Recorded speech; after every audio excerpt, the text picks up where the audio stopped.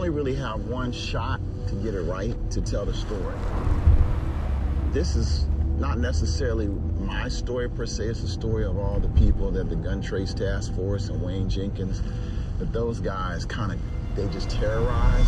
Now to a shocking corruption scandal in Baltimore. 7 police officers indicted on federal charges. We've heard similar storylines before on the big screen and on primetime television. Allegations of extortion, falsifying police reports, fake timesheets. The sergeant who ran a multi-million-dollar drug enterprise. So our purpose is to tell the story and to educate the commission about what was really going on. Not with just Wayne Jenkins or the Gun Trace Task Force, but what had been going on with plainclothes officers here in Baltimore City.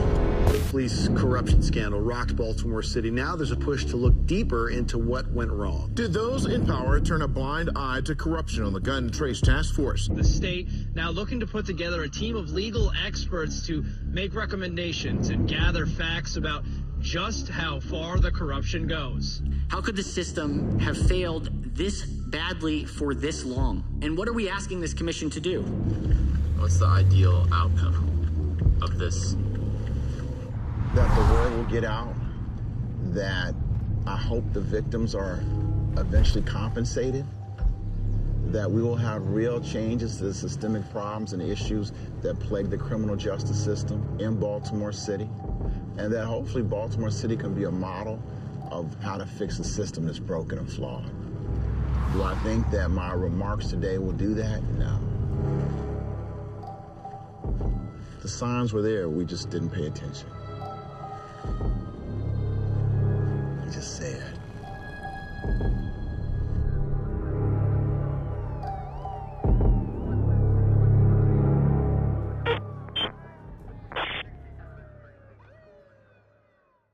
Good morning. I want to thank the committee, the Commission to Restore Trust in Policing, for inviting me to speak this morning. I have been an attorney in the criminal justice system for over 20 years, and for the past 17 years as a private defense attorney. It was in 2003 that I first witnessed an officer lie on the witness stand. Over the next 15 years, I kept hearing the same stories. They lied, they stole, they even planted evidence, including guns and drugs. I witnessed a law enforcement agency and a criminal justice system which, despite numerous warnings and red flags, refused to hold officers accountable. Right now, I'll be speaking on my personal experiences with the members of the Gun Trace Task Force, specifically Wayne Jenkins, and the criminal justice system overall. Ivan Bates and Wayne Jenkins had been battling each other in courtrooms in Baltimore for years. But in 2016, when Wayne Jenkins arrested Maurice Stevenson and broke into his house and robbed him of hundreds of thousands of dollars and a couple kilos of cocaine, Ivan Bates took that case. We have Mr. Stevenson. Mr. Stevenson was my client. This was an important case to me that symbolized the problems within the criminal justice system and why we had issues with Wayne Jenkins. March 22nd, 2016, Maurice Stevenson is sitting in his minivan. His friend walks out of a house and starts to walk over to the van when an unmarked car comes speeding up, slams on the brakes right in front of them. Immediately, a short, white, bulldog-looking man jumps out, opens the door of the car. What, if anything, caused you to take official action that day? On this day, I observed an individual walking towards a minivan carrying a book bag. And who were you with? I was with Detective Taylor, Detective Hendricks, and Detective Maurice Ward. He was in the middle of a drug deal. The police pull the individuals out of the vehicle, and Wayne Jenkins pokes his head in. And I looked down.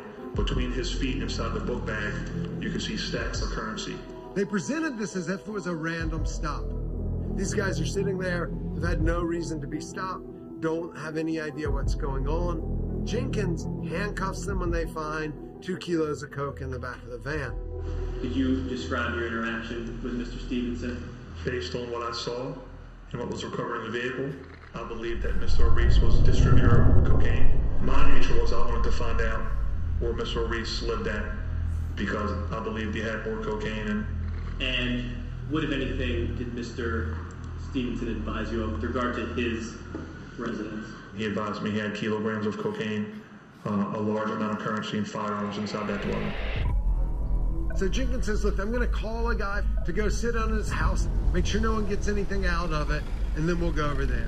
Jenkins goes out to make the call. He actually calls his friend Donnie Stepp. Stepp was his burglary friend and his drug dealing friend. So he tells Stepp, get over to the Heathfield house. Before my crew can get over there, I got a monster.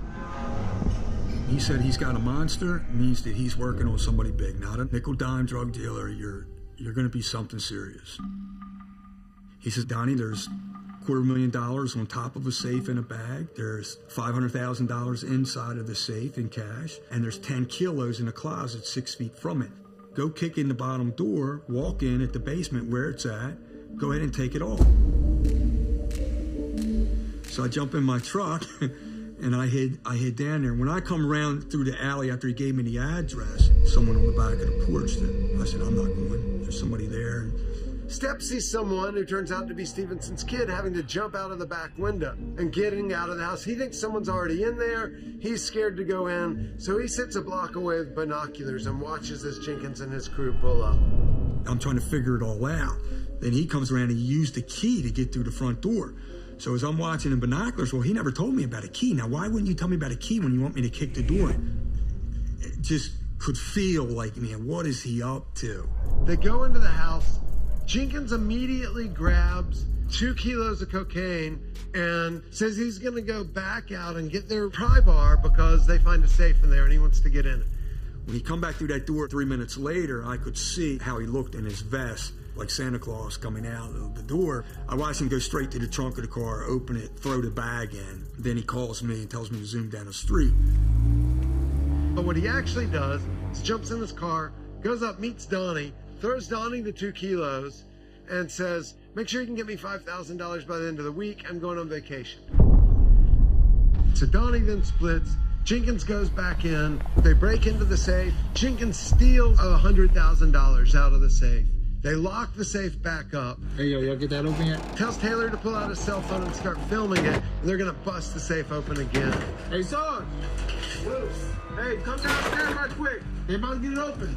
You can see that, like, Ward has the one tool, Hendricks has the other tool, and oh, shit. The safe popped. Stop.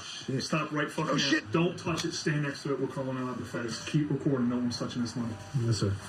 They had found this safe in the basement, broken it open, stole a bunch of drugs and guns and things, and then sealed it back up and then shot this video trying to recreate the moment of opening the safe for the first time. Don't touch it. We're not even gonna fucking touch it. They did this little cute acting job trying to cover this up. Like, this was so brazen. He's stealing drugs from everybody from the streets. He stealing from the evidence room. He could be stealing from other units, rogue units that he told me that he had on the streets, and other units that were bringing him drugs. He's a fucking sociopath. He's a psychopath. He's a gangster. You know what I mean? And that badge and that gun, man, cut him loose. When I became a defense attorney was June 22nd, 2002. I was a prosecutor, first in the Baltimore City State's Attorney's Office in the Homicide Division. I didn't have any thoughts or illusions about what it would be. I just thought I was going to jump to the other side of the courtroom. And I really enjoyed it because I got to really talk to the people and meet the people on a different level. I'd known about Wayne Jenkins, and he was just this up-and-coming cop. He loved running around, being a police officer, going after the bad guys in his mind. What's in the bag? He was very smart. He knew the law, and he knew how to manipulate the law.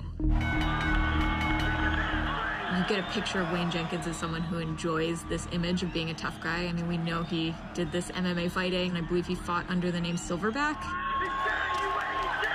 Even if mixed martial arts sort of faded into the background, I think he brought some of that same aggression into his day job. He was seen as like a super cop. Like other cops, when they heard his name, they associated with like, oh, that guy gets the job done. Like he had a really good reputation. People admired him. Please state your name and your assignment for the record. Detective Sergeant Wayne Jenkins. My sequence is Henry 383. Sergeant, how long have you been with the Baltimore Police Department? I have 13 completed years. What, if any, assignments have you had in those 13 years? I started out in standard uniform patrol. From there, I was placed into the special enforcement team. I was then placed into the VRO, which is a Violent Repeat Offender Unit. I got promoted to sergeant, I believe, in 2010, and then I was placed in Gun Trace Task Force for Baltimore City.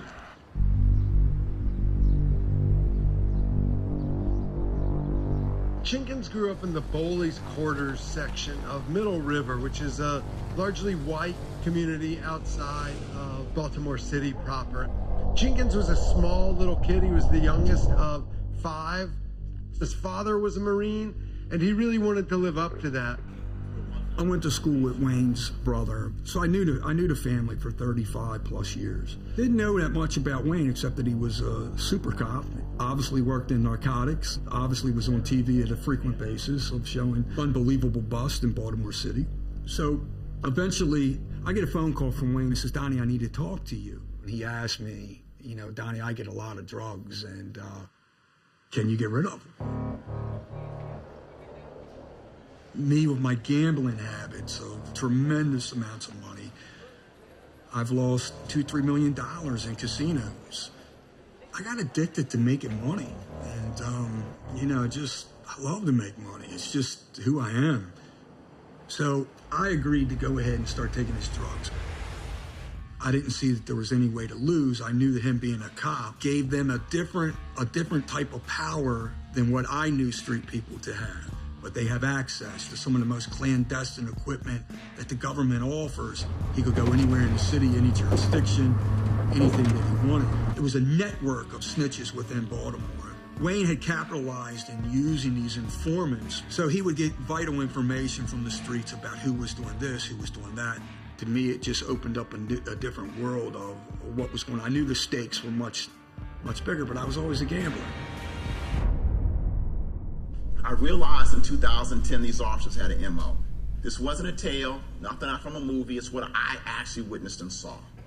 And the case that gave me the pause was the case of Jamal and Javon Walker. Guys I used to hang out with, we all used to hang at this bar, and I was going to the bar. So I came around, this is actually the same way I went, I actually drove around there. I didn't notice anybody following me.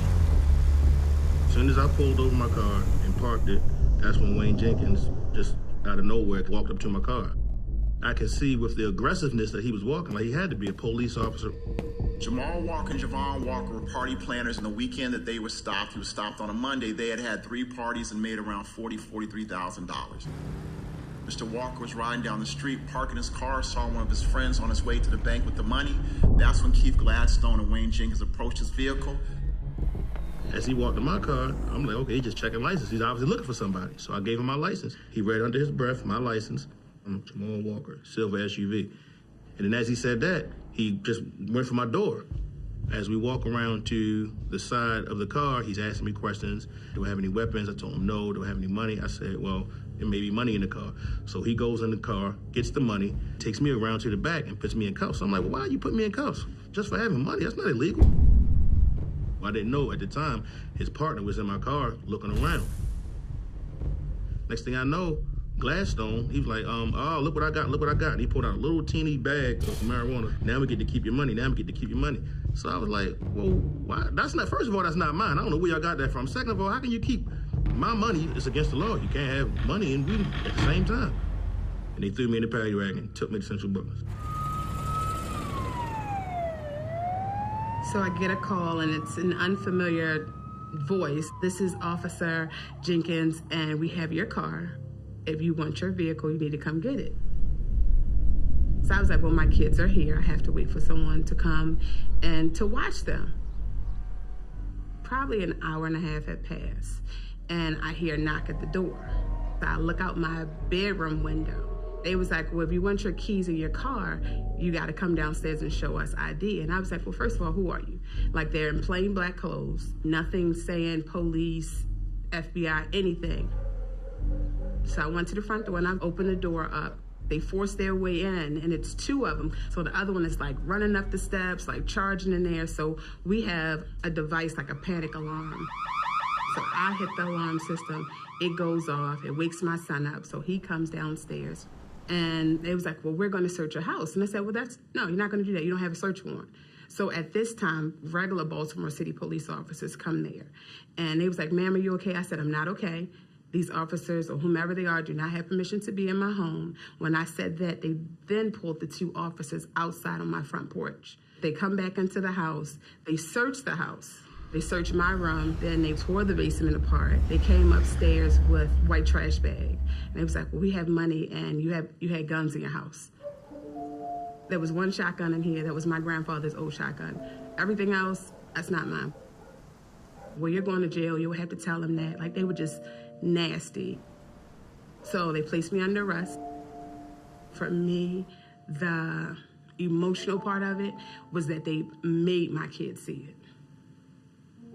My girls and my son had to witness their parents or their mother getting into a paddy wagon.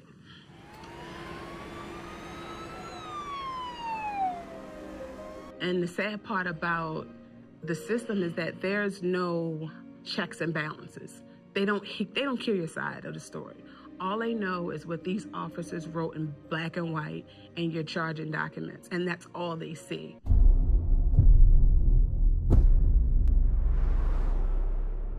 It's like, it's humiliating, it's embarrassing, and it's like, it's destroying lives. Like, we literally were unemployed for almost 2 years because you're going back and forth to court. The court cases are being postponed, and every time we've went to court, they've never showed up. They changed state's attorneys 3 different times. And you go through all that, but they don't ask, like, well, what occurred? What happened? The thing people don't understand is these guys had the power to say whatever they wanted to say, and people are going to believe it. And you have to physically go get a lawyer, go to court, fight for your freedom because of the words of this person. A real close friend of mine, he knew of Ivan, and he contacted my family to retain Ivan for my bail review, because at the time they were holding us on $1 million, like $500,000 for me, $500,000 for her. This all started from a half a gram of marijuana, and that's it. When I was a young prosecutor, I was driving my car. I'm lost, and I see the police have some tape that's up. I try to go around it. Out of nowhere, this white cop slams their hands on the hood of my car. He's yelling and screaming. I'm in shock. I get out the car. He throws me against the car. He's angry. He's screaming. I have my wallet, my badge. I'm shaking, and my wallet falls down. When the wallet fell down, he sees my state's attorney's badge. He turned as white as snow at that moment in time. And I realized that without that badge, I was just a black man. With that badge, I was something different. The criminal justice system is built to believe the words of officers, because if you don't, then that really erodes our belief in what's right and what's wrong. Jamal Walker and Javon Walker, they really kind of were the start to say, okay, these guys aren't really up and up. And the state is really wants to go forward. So I reach out to the alarm company, send a subpoena, and I have the paperwork showing that Ms. Walker pressed the alarm button and the officer showed up. The prosecutor asked the police, were there any other witnesses? They tell her no other witnesses showed up. At that moment in time, I give her the report. It talks about how the officers arrived and closed it out. But with the prosecutor knowing that Jenkins and Gladstone lied to her, she then dismisses the case and throws it out. Sir, I'm Sergeant Wayne Jenkins with the Gun Trace Task Force. The reason you jumped being stopped today is you don't have a seatbelt on. How come you don't have a seatbelt on, sir? After the Wayne Jenkins revelation with Mr. and Mrs. Walker, I started getting a lot more cases involving Wayne Jenkins. Why can't I look and see what's going on in my car? That's what I'm asking. I also realized in Baltimore, there sort of was a culture, so to speak, that the officers would stop you. They may take your money, but they wouldn't arrest you. But Wayne Jenkins, he kind of upped the ante. He was going to plant a gun. He was going to rob you. He was going to go ahead and break in your house, and he was going to arrest you. That was something I had never seen quite before. In 2012 to 2014, Wayne Jenkins, he had his own specialized unit, Plainclothes. The key here is the Plainclothes Division of the Baltimore City Police Department. My experience is that you have to have a plainclothes component if you're really trying to work the violence angle in Baltimore City. A familiar scene in some Baltimore communities, plainclothes police officers looking for drugs. I want you to be able to walk down the street and not be known as a cop and go in a corner store and figure out who's really selling the drugs. Plainclothes officers get sent out on details to areas when they're told stamp out the violence. Just go out there, get aggressive, be tough, hold everybody to the bottom line. You're doing the specialized task force. We're giving you special benefits. You get especially bad policing. I think one flows into another. We in policing assemble these units and these task forces that are pretty much given free rein to go out there and produce results. And when I say results, I'm just talking about numbers. Their mission is to target gun dealers, trace guns used in crimes, and stem the flow of illegal weapons. You know, as long as they're bringing in the numbers, as long as they're seizing the guns, you have folks out there with the autonomy to go about their work pretty much unchecked. While executing a warrant, the Gun Trace Task Force found even more than what they were looking for. So now you've got a whole nother set of problems from creating these specialized units that, if they don't have the proper oversight of sergeants and lieutenants and managers, things go off the rails.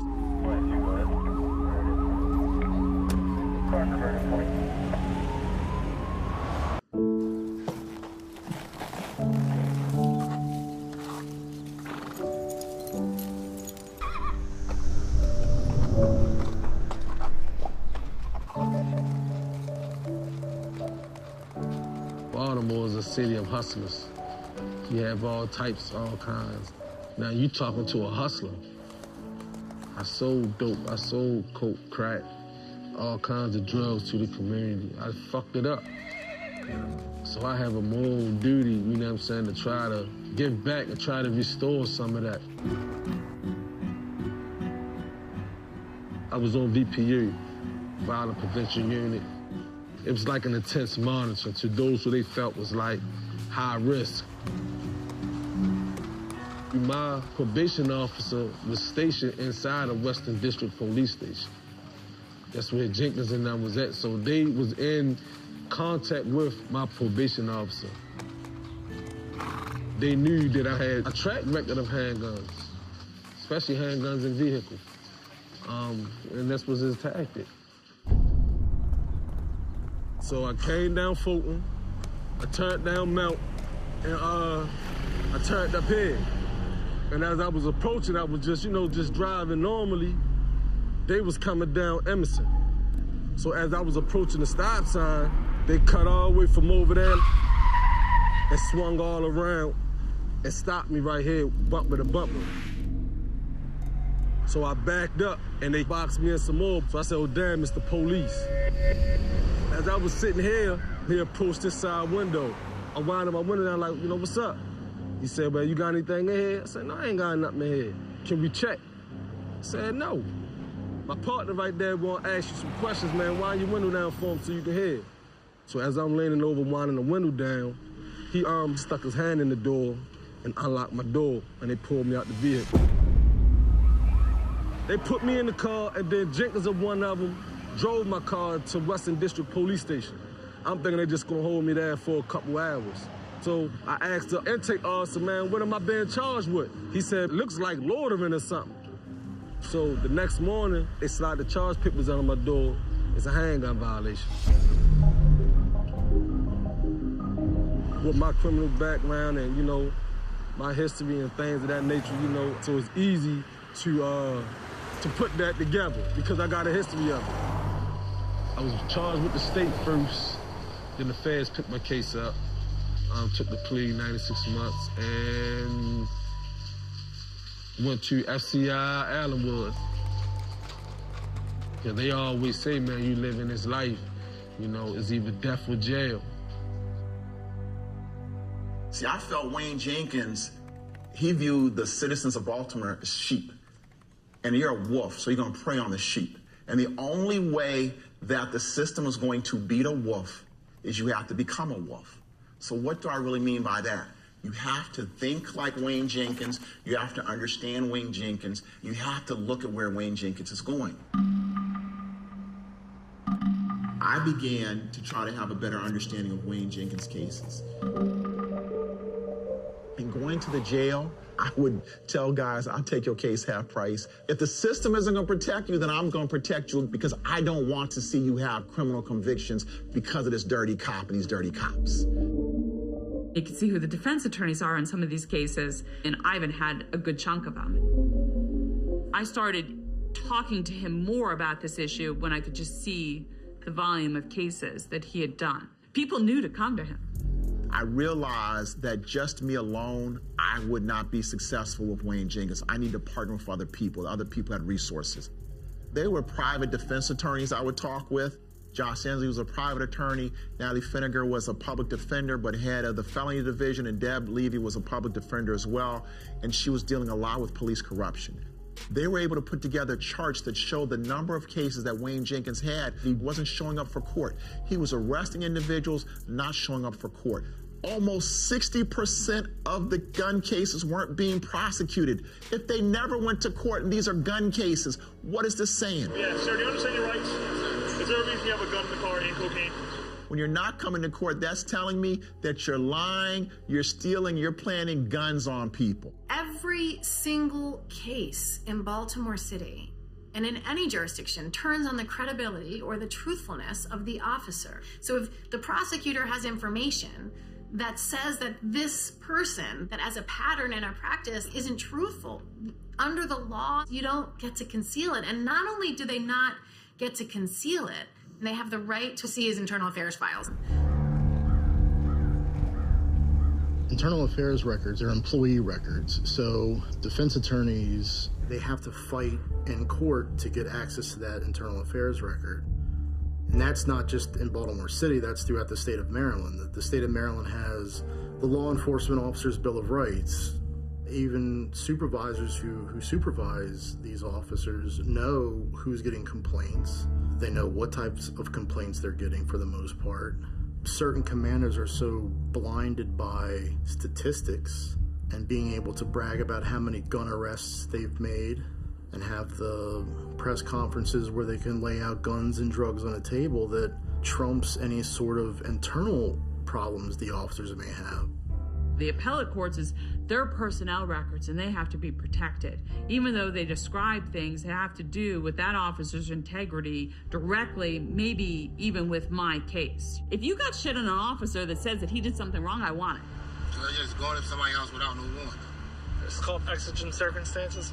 And there's this understanding that I won't tell anybody in the world about what's in that file. Are you fucking kidding me? A criminal defendant has the right to a fair trial under the Constitution. And under no scenario or circumstance should a criminal defendant not have access to that information. So then it begs the question, why have they been able to keep it secret for so long? The state's attorney's office would never let me have Wayne Jenkins' file.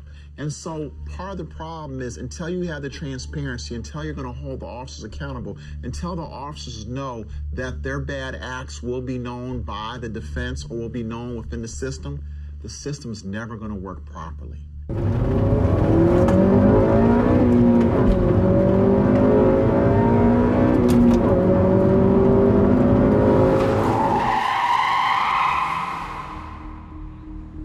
It started out with my cousin. They was sentencing him. I was planning on going to sentencing at the Baltimore County courthouse. And that's the funny thing about it, because I really didn't want to go. I didn't feel like doing anything. I had a gloom feeling for the day. I was planning on staying in. Brent had called me while I was getting dressed, and he said that he was on his way to motor vehicle. So we executed a plan for him to meet me. We parked my car, I got in his car, and we drove approximately 2 blocks. He received a phone call, so he pulled over. No, I'm the only car parked on this side of the street, and of course Brent is sitting in the passenger seat. And then the next thing I know, it was some cars, and one pulled in front of me, and the other pulled in back of me. I know the MO. They do the 2-car pinch. They pull up, they pinch the cars in, they get out, they got something good, they steal it. The ones in the front, they exit the vehicles. masks on their faces, and their guns. That's an easy MO for me to understand what the ski masks are for, because we know what Jenkins was doing. He's robbing people. He's bringing me to millions of dollars in drugs that he steals. I couldn't take a chance, you know what I mean? Because I know under them circumstances, it's not going to be well for me. You know, all I could do was go. The driver of the car, Umar Burley, didn't have any idea what was going on, thought he was being robbed, hit the gas, and starts fleeing. Jenkins and the officers with him jump back in the car and start fleeing after that car. I'd have did the same thing, and so would you, because in Baltimore City, there's a lot of people that get robbed, so of course they took off fearing for their life. We were approaching an intersection. It looked open, but actually a car was pulling out as we were crossing the intersection. And that's why I seen Mr. Davis' car on the other stop sign on the other side, so we had eye contact. So I wanted to avoid him, but I guess he was trying to avoid me also, and we actually turned the same way to avoid each other, which made the impact much more greater than it should have been. Once I exited the vehicle, I was dizzy, and the first thing I thought of was, where are these guys at? Is they behind me? Is they coming? Somebody pushed me down there. They identified themselves. It's police, but prior to that, didn't know who they were.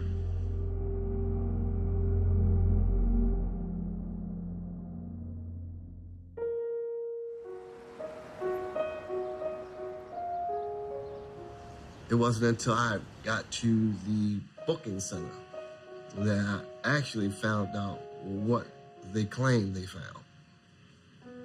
When I heard that they found 32 grams, the first thought that went through my mind was, no, they didn't. After I come from the CAT scan at the hospital, that's when I come out and Jenkins is smiling, and he said, yeah, you definitely going to jail for the rest of your life now. And I'm like, yeah, why? And he said, because Mr. Davis just passed. Tears began to trickle out my face. What have I done? What have I played a part in? This man is dead, you know, and I haven't been the same since. When I got to Western District, Brent was already in the bullpen, and I could see the expression on his face because he was shaking his head as I walked in, like something was messed up or whatever. As soon as I entered the room, it was very, you know, aggressive, you know, grabbing me, shoving me and stuff. And that's when it come out, no, it wasn't no accident. Y'all was fleeing because of the drugs you had in your car. And I'm like, man, I ain't had no drugs in no car. What are you talking about? I was on my way to court. What am I gonna take drugs with me to court for? It don't even make sense. If it was some found, then it was placed in there because I didn't have any drugs. Mr. Davis now loses his life for no reason at all, because they're chasing Burley and Matthews. Should have been felony murder right across the street, but because they're cops and because they want to frame them up to bring the drugs on the scene, Jenkins orchestrating the whole 9 yards. Even a layman like me knows it's felony murder. How did all this start? No, what happened that led up to all this? What force was working that put me in that situation?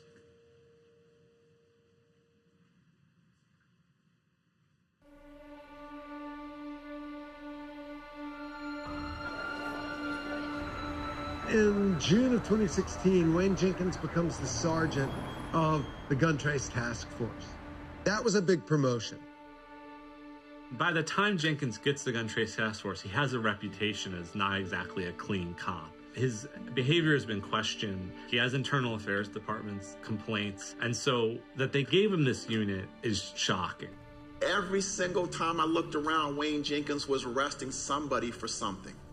Wayne Jenkins came back bigger and badder than ever. They promoted him and gave him an all-star team. And so they knew, they just didn't care. He didn't disband his SES squad. He's got already his crew of Marcus Taylor, Evodio Hendricks, and then you had Maurice Ward, and then they moved these guys over to a unit that contains Jamel Ram who's an expert at busting up into people's houses and robbing them, and was well known in the state's attorney's office as a liar. Jenkins definitely trusted him, liked him. Ram was instrumental. Also in the gun trace task force at the time that the SES and the GTTF were merged was Daniel Herschel. He was just sort of known as a Highlandtown bruiser. The city had paid out hundreds of thousands of dollars in settlements for his brutality. I mean, Herschel was like one of the most notorious, allegedly at the time, dirty cops in the city. We used to joke in Internal Affairs that we needed a unit just to investigate Herschel. Then you have Mamadou Gondo, the last person in this super group of dirty cops. Before he joined the department, he said he helped a friend of his get a gun. He said he told Ram that he had laid someone out before, so he is heavily involved in the drug trade. One of the things that is upsetting and disturbing about understanding who all these officers were individually is understanding how far back some of their individual crimes went. The fact that you have these officers who on their own are doing all kinds of things that are not above board, and not only that Internal Affairs knows about this, and then over time they slowly all come together and become this unit. It says a lot about the Internal Affairs process within the Baltimore Police Department and the fact that it's pretty toothless, and it also raises some far more conspiratorial questions about how the hell do these guys end up all together under a guy like Wayne Jenkins. Jenkins' name first came up. A lot of the information that was coming out was he's getting guns and drugs off the street and, trying to clean up. So all of a sudden you start seeing the activities that they're involved with, and it's shocking how brazen he was. This investigation began with one police officer that we thought was involved in a narcotics conspiracy in Baltimore. Former Detective Gondo was, in fact, associated with a drug organization that was being investigated. And our first wiretap was a narcotics-style wiretap. I don't make mistakes, count money. I'm letting you know. All right, man. Hey, unless they did something in the car. So we were looking at Detective Gondo as a narcotics trafficker. The change in June was very stark because when Detective Jenkins joined the unit, it seemed as if he put the unit in sort of hyperspeed. You have a gun and cocaine? I would say 2 and 4 just by looking at it. I didn't touch it yet, up in the visor. We quickly realized, and this was sort of shocking, that they were just robbing people left and right on the streets. That's the key here, so you can get the big shit. So at that point, there was sort of, in addition to the drug conspiracy, we took, 2 different tacks as well to see whether there was a civil rights case to be made against Gondo and others in the unit, as well as, robberies. We knew we were onto something big, and the question was, at that point, how many of these individuals are involved in this unit with this criminality? The big question with Jenkins was, once he took over, do we try to reach out to him and tell him about the investigation to see if we could then gain more information by having someone on the inside? And we ultimately decided not to, and that turned out to be probably the most important decision we made, because he turned out to be the worst of the bunch. A defense attorney, my job isn't to go after the police. My job is to protect people's constitutional rights. But I was looking for a case that was going to get people's attention, and comes Areese. Areese's case to me was the big case because his case said it potentially was a federal case. And one of the things he tells me immediately was that they stole around $100,000. I'll never forget, his wife came to see me. She hired me, she talked to me, and she told me that her neighbor had seen the officers break into her house, and that her neighbor had also spoken to those officers. Well, by now I had a system. I knew with Wayne Jenkins, I had to get my investigator out. We found an older black female who's a retired school teacher. The perfect witness. I didn't see anybody. I only saw you guys walking up my walkway. Okay. Which is why I came down to say. And she was able to let us know that the police had keys and they tried to break into her house. And she was very important because she gives the information to show that the police are lying. I filed 2 motions. One motion to say that the stop and the search of the car was illegal. And the search of the house was called a Frank's motion because I'm saying they lied in the search and seizure warrant. Well, if I win the search of the car, nothing else needs to be heard because the case is thrown out. do remember getting there early. I do remember making sure I was in court on time. And one of the most important things, I made sure that the witness was there so that Wayne could see her. I knew that she was going to say that she had watched the police go in there without a warrant. She had watched them go and stay in there for a long time period, contrary to what Wayne Jenkins said. And I knew that would pique the interest of the judge, and he would really want to know what was going on. And Wayne also knew that as well. So March 22nd of 2016, were you ever in the 5700 block of Jonquil Ave? Yes, sir, I was on Jonquil. And so, what, if anything, caused you to take official action that day? On this day, I observed an individual walking towards a minivan carrying a book bag. He talks about how, yeah, I guess I was potentially going the wrong way up the one-way street. The vehicle he was driving was parked curbside on Jonquil. I was coming down the middle of Jonquil.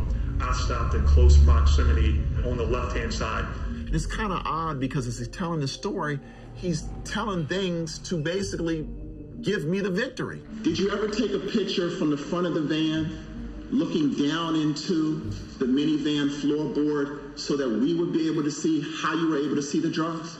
I wouldn't have to, sir, because it states in the probable cause, and like I told you, once they exited, Ward went in the driver's side and saw the narcotics. Oh, he went into the driver's side of the vehicle? He did. Oh, so he went into the vehicle? With the driver's side? Once they were out of the vehicle, yes, sir. I really was shocked that Wayne said that. Officer Ward put his head inside the window, looked on the floor, and saw that there were drugs. Well, that there, game over, it's done because you broke the plane in my client's vehicle. It's an illegal seizure, and therefore the case is over. I knew that that was an illegal seizure. I knew that Wayne knew that. If you didn't understand the game that Wayne and I were playing, you would think that Wayne was just being a truthful officer. When Wayne testified, he threw the case. I knew he threw the case because he was afraid. Because one, he could see the witness sitting outside. If we got to the house, we were going to talk about the over $100,000 and some that Wayne Jenkins and the rest of the Gun Trace Task Force had stolen. And Wayne knew the damage that she could do to him. After that, they all start to get nervous. Jenkins decides he's going to go and take a paternity leave, and he was going to take off 3 months. And when he comes back, he also starts trying to engage his old crew in heists again.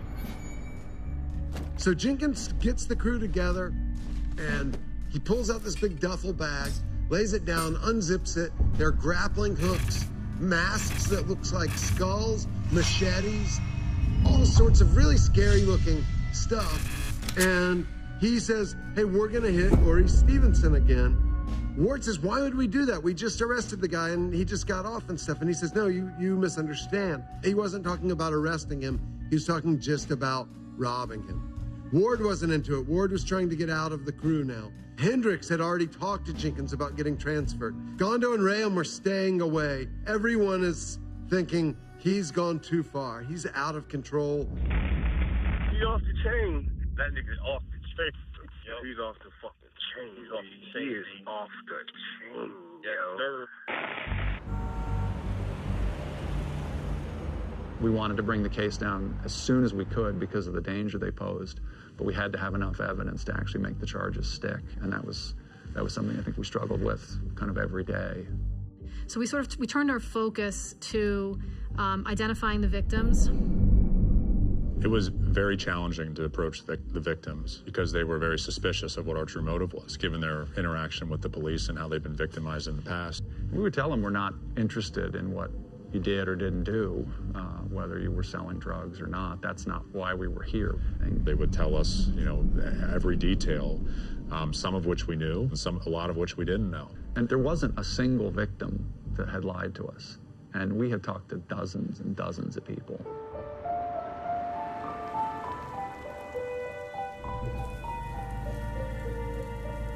So Aris reaches out to me, and the FBI has reached out to him. They want to talk to him. When we go and talk to the U.S. Attorney, I have a binder and a folder of a number of my other cases, the Walkers, along with a number of other clients. And I've now documented the things that Wayne Jenkins and his crew had been doing over the years. And I give the file of my other clients to the U.S. Attorney's Office. And Ivan asked me if I wanted to come in, and I reluctantly a little bit. So he worried me that other police that were friends of his may come after me. That's the first worry I had. But he said, you know what I mean, you should come and tell them what happened, man. It can help solidify the case that they're doing corrupt things.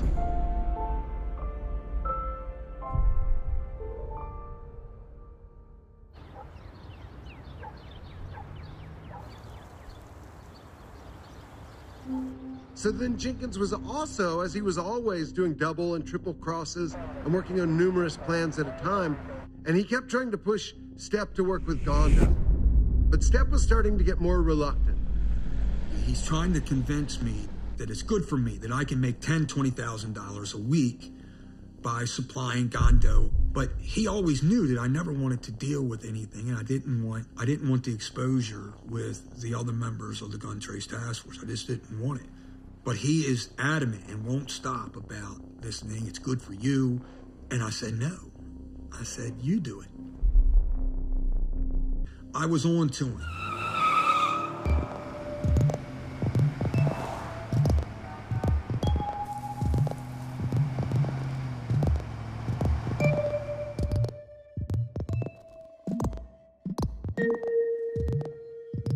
So there was a 50th birthday party for a relative of his. And he told his brother before that party that he's either going to get promoted or he's going to get fired. And I ended up going to that 50th birthday party, and you could see that Jenkins was getting plastered, getting drunk. He's on the dance floor. It's pitiful. I can just feel that something's up. And he had told me that there was an internal investigation on him. And I said, well, what does that mean? I said, what is it about? Because I don't know yet. But he goes, I'm thinking I'm going to be all right. And he was still suggesting jobs to me. I knew I had to get away. So that's when things changed.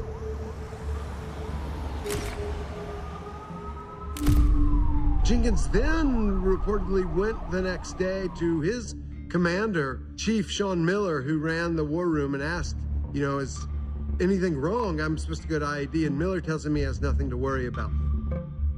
But Jenkins still kind of knows that there's something going on. He's still concerned that he might be getting in trouble. But he also was balancing this sense of ambition with paranoia. We really spent a lot of time working on a plan that would get them someplace that would be reasonable. I mean, I don't think they would say that they had no idea, but we sort of accepted that wobble that, well, maybe they would kind of wonder, but still come.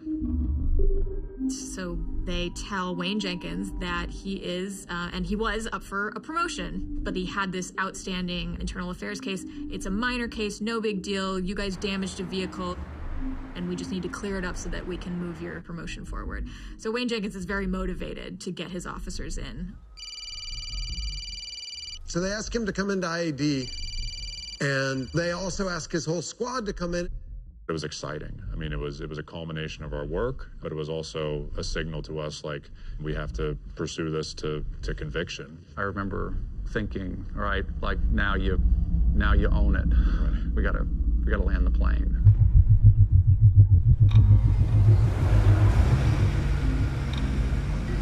For me, the primary thing was, how do we arrest all these police officers without either one of them turning a gun on themselves or turning it on the FBI as they arrest them? How do we do this without the first one gets arrested and the other 5 of them figure out what's going on, and now we've got police officers that are on the run? So one by one, they go in, they check their weapon, and then they step into an elevator that takes them to the second floor.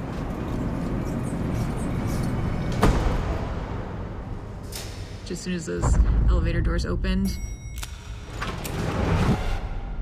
there's a SWAT team there waiting to take them all down.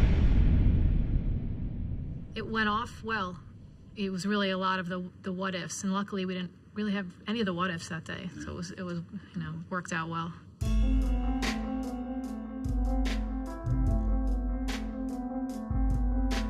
from my interview with Kevin Davis, he said one of the things he asked to do was actually be there and look each of those officers in the eye. And he said that every single one of them looked down at the floor, except for Wayne Jenkins.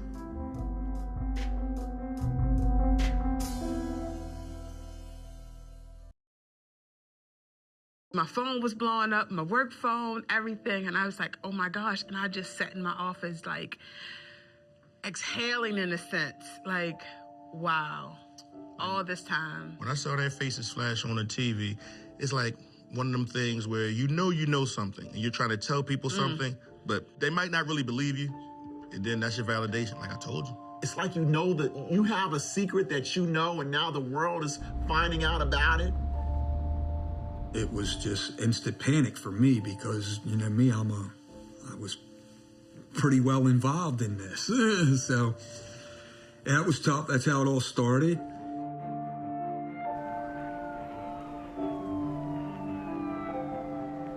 In the feds,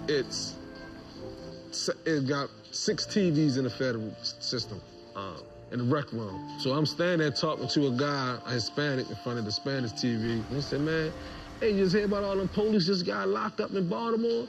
He said, boy, you fuck around, be going home. I said, man, shit like that don't happen to me. Get the fuck out of here. He said it was Jenkins and them who got indicted by the feds. So I'm like, whoa, this shit real.